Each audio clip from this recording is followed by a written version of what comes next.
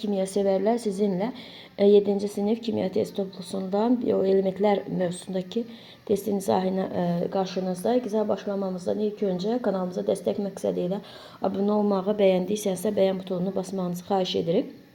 Birinci sual. Havanın tərkibində hansı maddələr var? Yadınıza saxlayın ki, havanın tərkibində oksigen var, azot var, bir də karbon qazı var. Amma burada 1 ilə 3 cavabımız olacaq A variantı. Yer qabığının əsas hissəsini hansı maddələr təşkil edir? Yadınızda yer qabığının əsas hissəsi qumla gildən ibarətdir. Sonra Eyler-Venn diaqramı uyğun məntləri müəyyən edin. Birinci, ilk öncə nə edəcəyik? Zulalara aid olan xüsusiyyətləri seçəcəyik.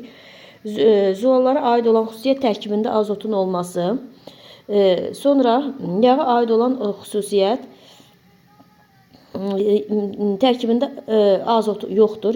Bunda yağa aid olan xüsusiyyətdir. Hər ikisinə aid olan xüsusiyyət isə tərkibində karbonun olması, bir də tərkibində oksigenin olması. Bu da B variantına uyğun gəlir.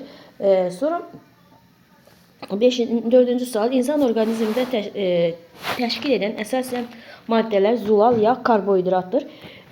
X və Y karbohidrat, bir də X-i müəyyən edin. İnsan orqanizmi, bir də sudur. İnsan orqanizmində əsasını təşkil edən maddələrdən biri də.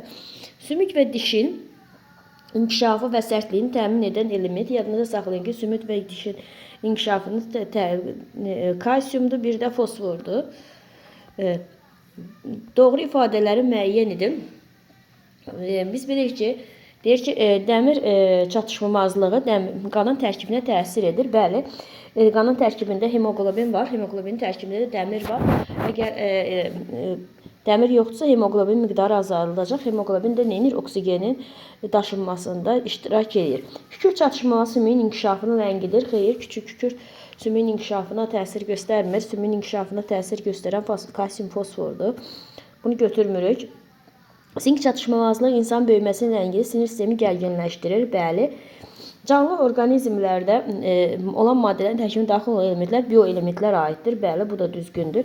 Karbohidratların tərkibində azot var. Xeyr, yanlışdır. Karbohidratların tərkibində karbon, hidrogen, bir də oksigen elementindən ibarətdir.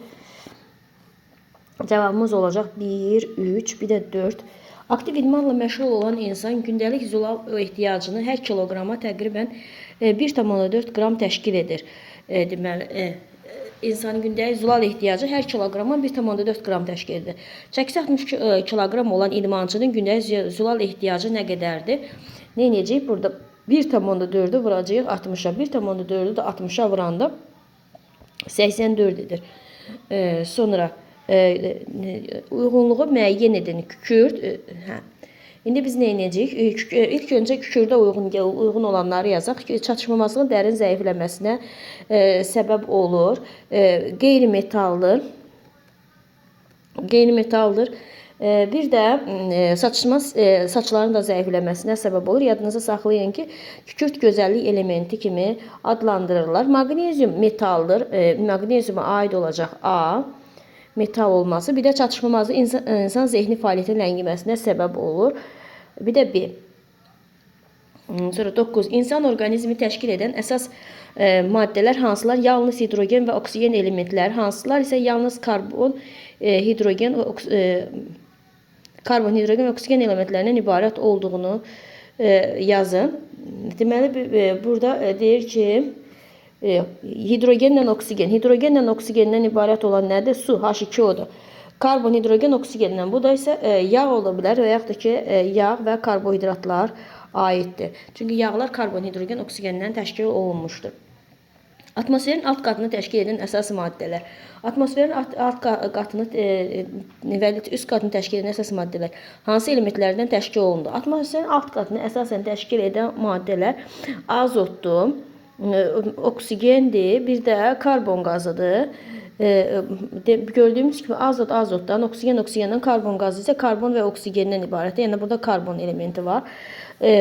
Litosferin üst qatı isə qum və gildən təşkil olunub. Qum da silisiumdan, oksigendən, gil də silisiumdan, oksigendən, bir də əlavə olaraq alüminiumdan da ibarətdir. Ona görə Litosferin alt qatında silisium oksigen alüminium yazmış oluruq. Bu qədər diqqətinizə görə sağ olun, bəyənməyi və kanalımıza abunə olmayı unutmayın.